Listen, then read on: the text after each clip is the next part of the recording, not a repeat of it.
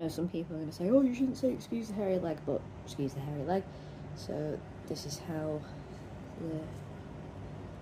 it's going. I'm sorry if it doesn't focus quite well. There are still some bits that you can see. This is where the larger blisters were that are scabbing over.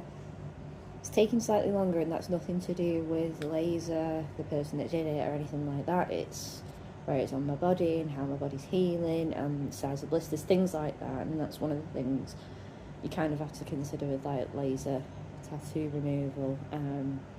These bits are obviously thicker, but you can see some of it's doing quite well with how it's removed. I've only had this was my second session. I'm not going to have another one just because I'm looking to get it covered over. It will have to be very dark, and that's fine. Just because I thought, well, because of how deep the ink was, where it is on my leg, things like that, and I just thought I was going to get it covered over anyway. It's lifted quite a bit, enough to get something covered over where it's going to be dark, but you know what, doesn't matter.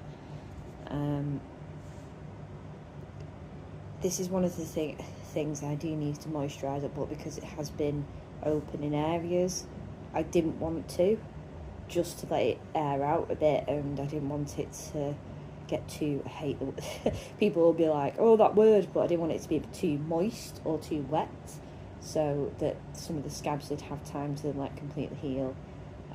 So it is doing better.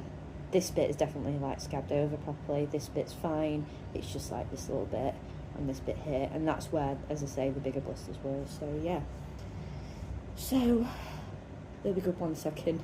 Actually, wait for those scabs to fall off and then see what it looks like afterwards. But yeah, it's doing well.